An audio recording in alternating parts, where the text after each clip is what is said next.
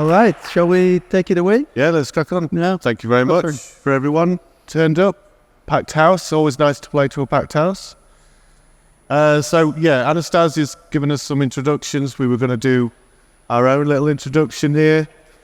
I'm obviously Trevor Burton-McCreadie, as Anastasia says. I'm a Director of Operations for the UK as we develop into the UK, which may seem like the business equivalent of running into a burning building, but we're playing 9D chess here.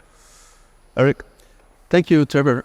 So my name is Eric Lutz. Sorry for the outdated pictures. I work in Belgium, in the Belgian office, and it's a small office. I've been working for Lunatic since almost 4 years, and formerly I worked at Lightbend. Actually, that's where I developed these tools, and so that's what we're talking about today. Yep, so over to you. So, it's always nice to start with explaining what the problem was that we were trying to solve. So, we want to be able to teach courses that teach programming languages, that maybe teach frameworks, etc. We have mostly done training in a classroom setting, so we're actually facing the students and helping them, explaining this stuff. And we always use a series of exercises that complement the slides, let's say, the presentation. And the students have to solve these exercises by making the tests pass. Something that occurs often also is that, most of the attendees come from industry, so they have a busy life. Sometimes, they get from where they live, they get stuck in traffic. I guess that's a common problem.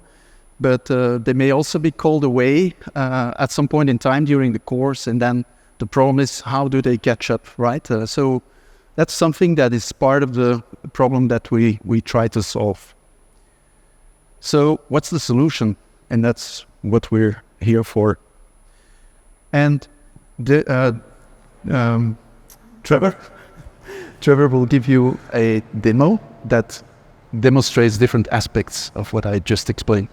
Yeah, so we have a set of goals that we want to achieve here. We want to have, for a teacher, we want to be able to easily create a course and easily then edit and develop that course, maintain it over time as various things update, and then easily distribute it to the students. And on the student side, we want to be able to easily get hold of this course and work through it and solve some of those problems that Eric outlined there. So we start with the CMT tool, and we start with CMT-A, the authoring tool. So I'm now, as a content creator, as a course creator, I have these commands available to me, and we're going to gradually touch on most of these as we go along. So let's start with new. That looks like the right thing for us at the moment. And it's requiring this template option. So we're at Scala Days. We want to create a new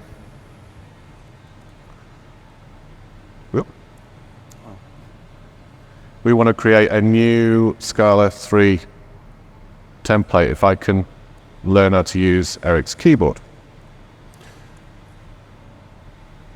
So what's just happened? Well, every template for a course is an actual course. So every course you build, you start with a course that's a fully functional course, and you build on top of it. So you're constantly kind of stepping stone your way towards what you want to achieve. And we have some templates available on our Lunatech Labs GitHub repository. So what's happened here is I've just given it a single word, no slash, no organization name here. So it's defaulted to Lunatech Labs, prepended the CMT template, gone to GitHub, found the latest version, and downloaded it nicely for us into this directory. So let's take a look at what that actually looks like. What do we have here? So we've got a README file, which nicely has an explanation of our course. Thank you. We've got a config file. Looks like like HOCON, tape safe config. We'll come to that in a moment. We also have some CI, a GitHub action there, which again, we'll come back to in a moment. What we really want to focus on just quickly here in the demo is this section, this exercises directory. So under exercises, we have a series of subdirectories with a naming convention, exercise underscore number, and then a description. And then within each of those, within each of those directories, we have a fully functional application which will gradually build up. So it seems a little bit redundant to have such duplication, but hopefully by the end of this presentation, you'll see why this is actually the really good trade-off for this. So we have this exercise per directory approach when we're building our course. And we have the README for this exercise, hello world. We have a README for this exercise, which explains to the student what to do in this exercise, so on and so forth. But we don't want to distribute this to our students. We don't want to give them everything up front, all in one big blob, and expect them to be able to navigate their way through it. We want to be able to ease their path through the course, to make it easier for them to understand and focus on what's been taught rather than understanding the tool.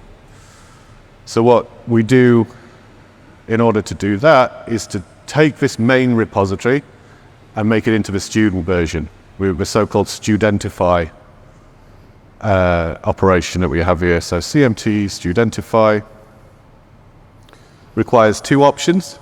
Our main repository, which is what we've just created. So we can do that.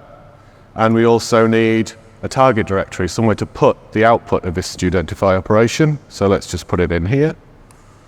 Run that. It studentifies the directory. What does that actually mean? We'll see in a moment. But for the purposes of this demo, we've created this version, we now need to distribute it. So we could just give the directory, right? We could just email it to somebody, but that's not very efficient. We could zip it, that would be better, and we can install from a zip. But to make it even easier, what we've done is within that CI file that we saw earlier on, we've, I need to go back into here.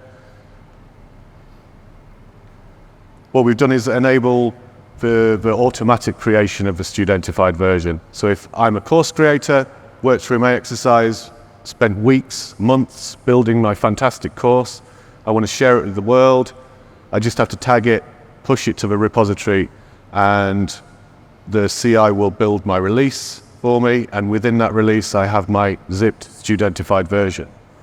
So now, as a student, I can come back to here, and I can... So now Trevor is switching hats. He's going to put on the hat of the student. I don't have a hat, but yeah. Get a picture. I'm wearing a hat. It's a really trendy one. So we can now move to the CMTC tool, the client tool. So this is what you use as a student. I've got lots of different options here. Install looks like a good bet, so let's use that. And I'm missing this option, this source option. So here again, I could give a path to a directory on the local file system. I could have a zip file and it will unzip it for me, or even better, I can go to Lunatech Labs, CMT template, Scala. Is it Scala or Scala? Scala 3. And it will do all the work for me.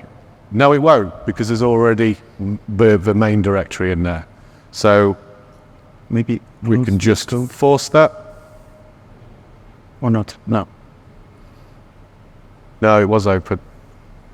So let's do that again.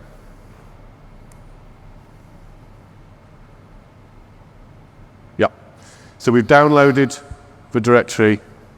What it's done is gone to the organization and the repository name, found the latest release, gone inside that release and grabbed that studentified zip, downloaded it to our directory, set it as the current course. So much like kubectl allows you to have multiple contexts and switch between them, CMT does the same thing. You're only going to use one course at a time, and you can just set it to point at that course, and then wherever you are in the file system, When you do CMTC, it talks to that particular course. So now we've got hold of it, let's open it again. And what we're seeing now is a little bit different, right? We're just seeing what was in that first exercise folder, and we've got rid of everything else. So we've simplified it for the student. They just look at that. They can go and look at the README here, read the manual, see that we need to do SBT run. And because Eric's got the M2 Mac, it's going to be nice and quick for us. Yep, and there we are, hello world. So we've completed our first step of this exercise. So now we can do next exercise. Maybe open the source folder. Oh yeah, it is already. Yeah. And now we move to the next directory that was in our main repository. So it swapped out all the contents for us. It's been nice and efficient, so it hasn't replaced files that don't need to be replaced, saving you having to wait for the IDE to catch up. And now we can see we've got some new instructions. So the next use case that we've found that's really effective is when you're trying to teach something, you often need some supporting code, some boilerplate, and you can go down a rabbit hole with your students, right? About, we need to generate prime numbers. What's the best algorithm for this? I think it's this, I think it's this. Well, let's implement this. But there's an optimization. These conversations could go on for hours, distract you from what you're supposed to be teaching, what you need the students to learn. So what we've added is this pull template feature, which allows us to sidestep all that. And if we open that up, you'll see we pull in some code, and now we have a So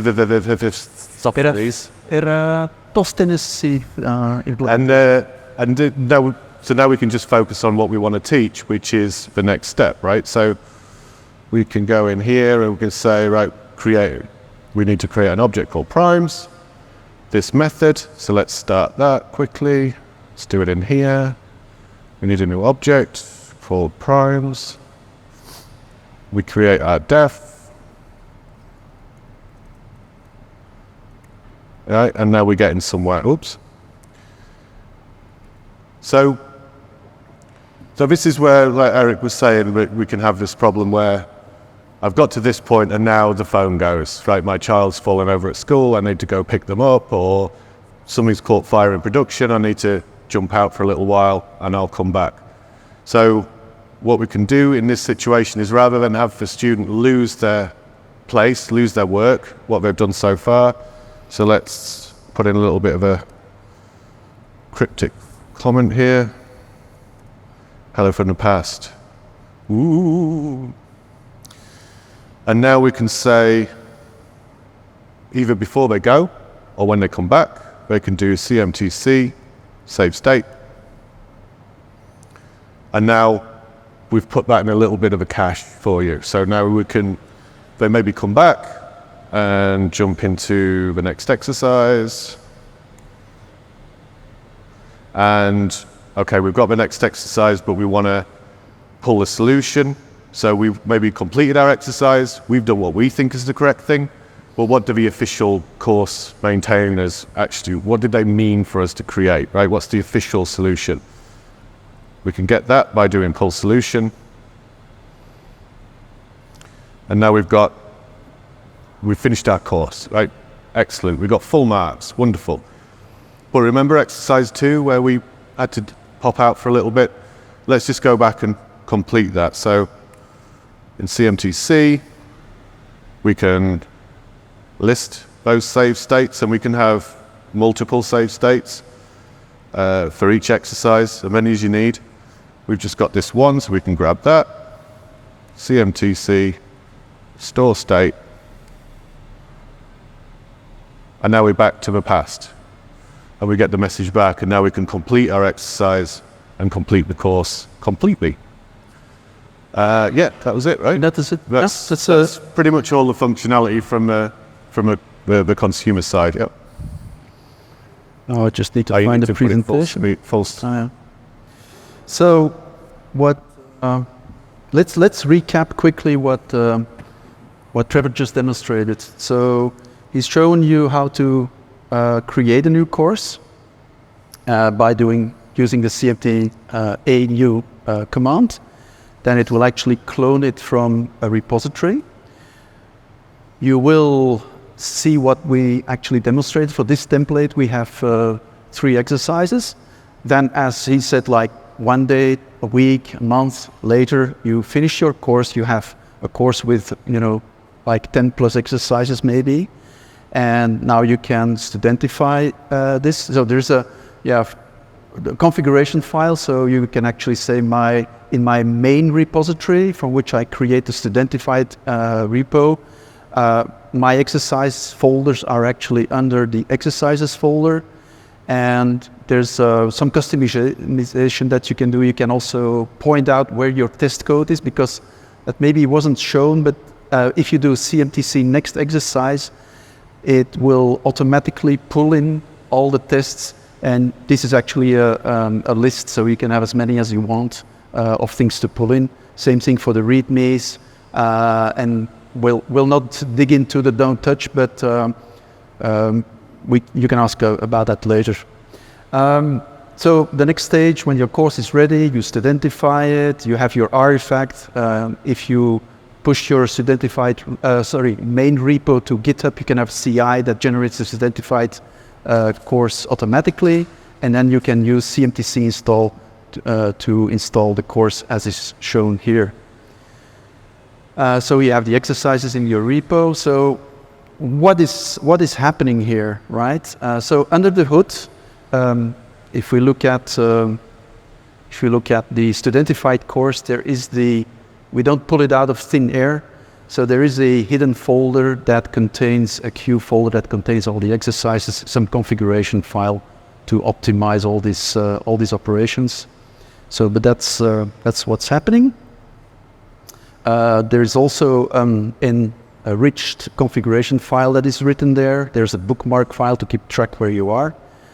So now you might be wondering, okay, we have a main repository, we have a studentified artifact, so we already have 2 artifacts. So why don't you just use Git to do all this, right?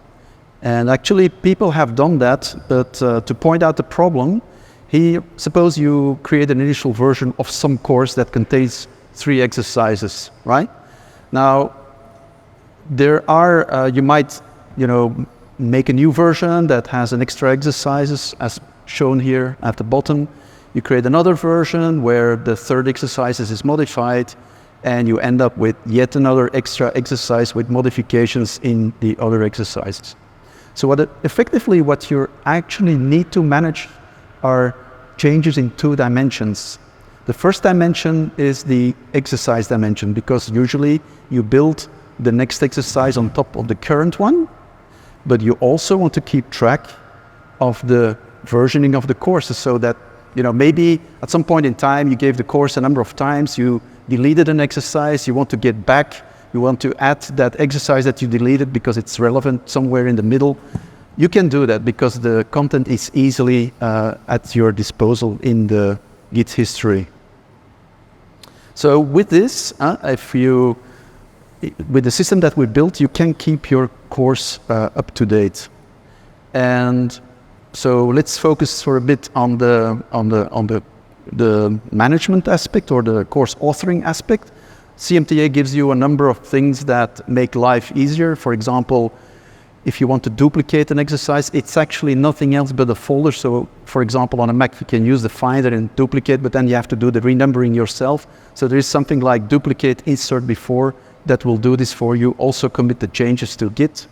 There is renumbering. It's a very mundane operation, but still, if you would have to do it by hand, it's a lot of work.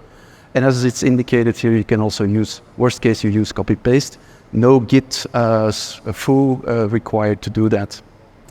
So it turns out from experience that if by maintaining courses, that actually remember that the course is a set of folders that about 95% of the changes can be made in place.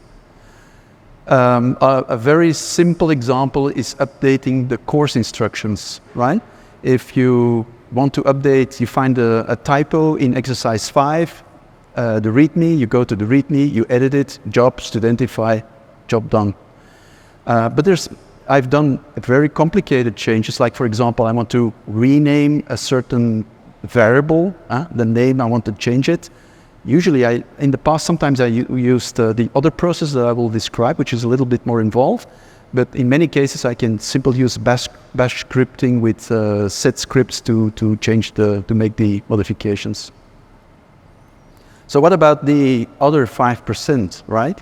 So there are things where it absolutely, would be a lot of work to do it. For example, I have a method that's in exercise 3, but I have 20 exercises, and I decide that I want to, this method is getting too big, and I want to split it into, for example, I would have to do the work 20 times minus 3, 17 times. I would have to make those modifications. It's clearly less than optimal. So this is the example that is given in the first bullet, but also larger code refactoring, you need an alternative. So some people will think, yeah, ideally we would have something, an artifact in which we can use interactive rebasing to do this type of operation. And that's where we have this process we call linearize, delinearize. If you looked at the CMTA, when if you hit CMTA, launch it, you see all the options. There's two that are called linearize and delinearize respectively. So how does this work? So here's on the left, it's maybe a little bit difficult to read, but I have a main repo with something like 16 exercises. So that's the one with one exercise folder per exercise. And what linearize does is that it creates a scratchpad area where you find a GitHub repository that is actually turns this the main repository turned into a sequence of commits. So you have a Git repository, and the oldest commit is the first exercise, and the most recent commit is the last exercise in the series. Now, when we have that, and you say you want to change, come back to the example, you want to change exercise 3, you do an interactive rebasing from the root, you select the third exercise, you edit it, and you start interactive rebasing. So, in all likelihood, you may have to resolve some merge conflicts, but eventually you get that done. So now the question is, how do we get the changes that I just applied that are in the linearized repo, how do I get them back in the main repository? And of course, that's where the delinearize command comes into action, and now the changes are reflected here. Then you can inspect the changes. You can say, okay, that's work in progress. I'm already going to commit that maybe. Then maybe you do another interactive rebasing. So you can actually repeat the cycle of interactive rebasing, delinearize as many times as you want, as long as you don't update the main repository in place, then you can do that as many times as you want. If you're satisfied with the work, you're done. If you say, I totally messed up, I need to start from scratch, you basically check out all the changes again so that they're gone, and you start anew. I've done that quite a number of times. But anyway, so you have this alternative that gives you the flexibility to do in-place edits or use the linearized process.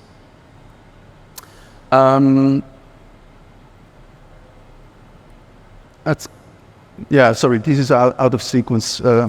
So that's what I explained. This is the 95.5% thing. CI, so we set up CI that we basically have an action that builds a list of all the exercises in the exercises folder, and then uses, or some people will say abuse, the matrix capability of GitHub Actions to build a matrix with basically the exercises, and then runs the tests with, for example, SVT. Now, maybe the thing that we forgot to point out is this thing only for Scala projects that use SVT as a build tool? In fact, it isn't. It's completely agnostic with respect to programming language build tools. You can even switch build tools between exercises, or you can make a tool about a course about comparing mil with SBT, and you have a series of exercises that sets up a build with SBT, and then maybe a series of exercises that set up the build alternatively with mil. And in fact, something we should also tell is that Coursier is actually in the course management tools. We built binary native images for Windows, Linux, and Mac, and then they're also Maven Central, and we published them as an application in Coursier in the contrib apps section.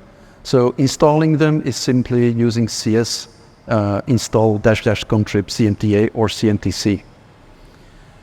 And then, we studentify the artifact, and we also tend to linearize the repository, because the linearized repository actually has a second use case, because specifically for an author, you can, each time you've created your course and you think you're done, right, you can actually use the linearized repo to inspect all the changes between consecutive exercises. And that's, I don't know if it's my turn. No, it's your turn. Yeah, I'll do this one. Oh, you've ruined it now. You've ruined the reveal. Yeah, I ruined it, sorry. So yeah, this has been Scala Days. The original version of CMT that Eric wrote was an SBT plugin. It was tied heavily to Scala and SBT specifically. You had to run SBT, then you got some new commands. And what Eric just outlined about using different tools and teaching different things other than Scala was a real driver for this rewrite. And because we're rewriting it from scratch, we took the opportunity to use Scala 3. So the whole CLI tool is built with Scala 3 from the ground up.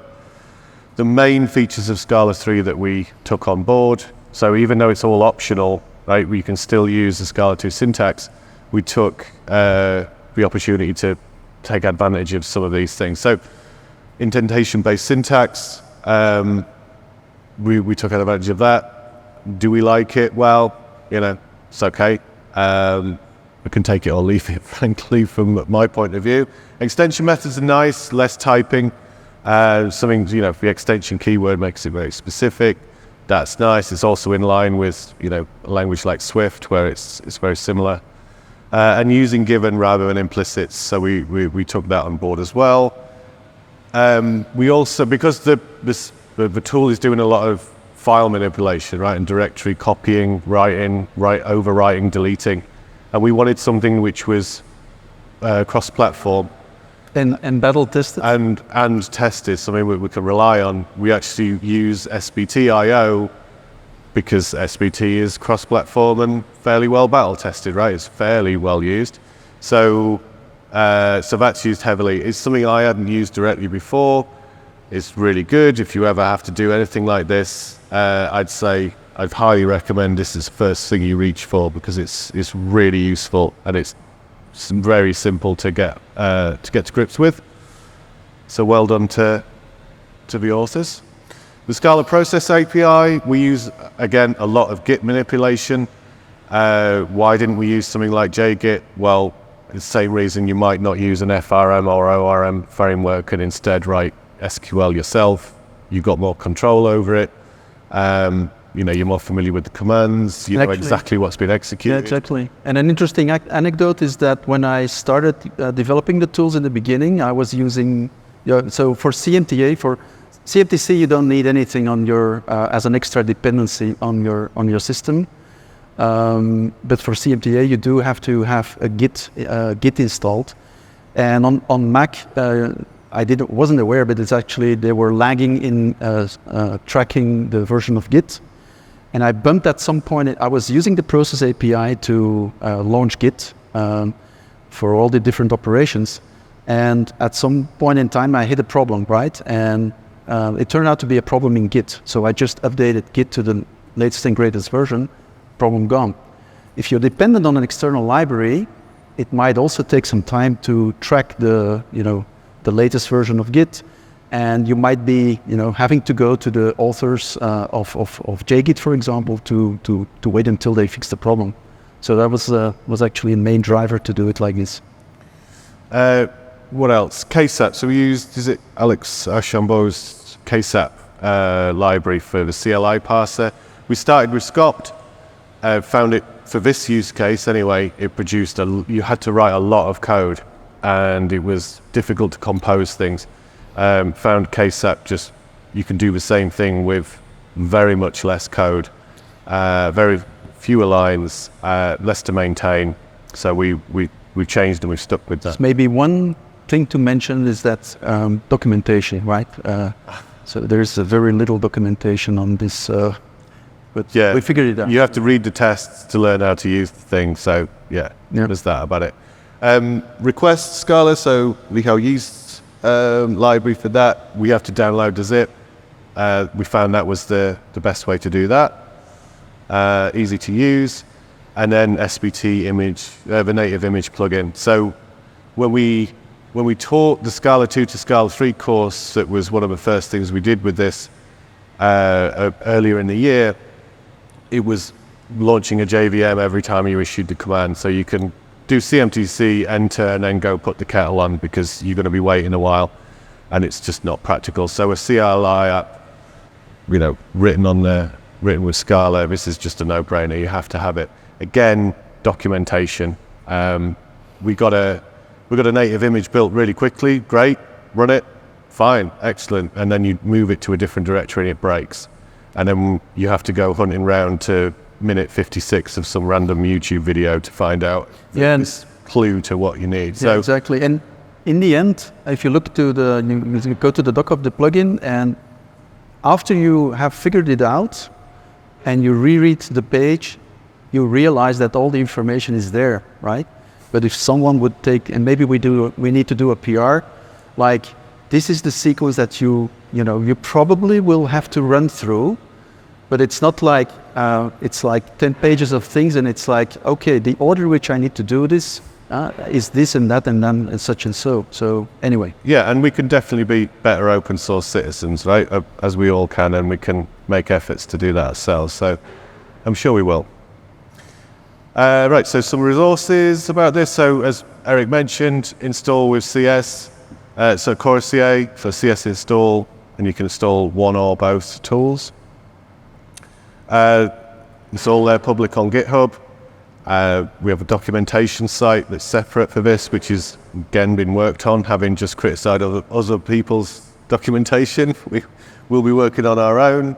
This video will probably be on there for the demo. Sorry, someone just take a picture there. Right. And then some examples. So we've got some free stuff, right? If you want to take the Scala 3 template we used in the demo, that's freely available. The Scala 2 to Scala 3 course that we've just taught over the last 2 days, that's there available, so you can go and take a look at that as well for a limited time only. And then the Scala Center Scala 3 migrations course. So this is Adrien Piqueret's course. Maybe you want to explain how we...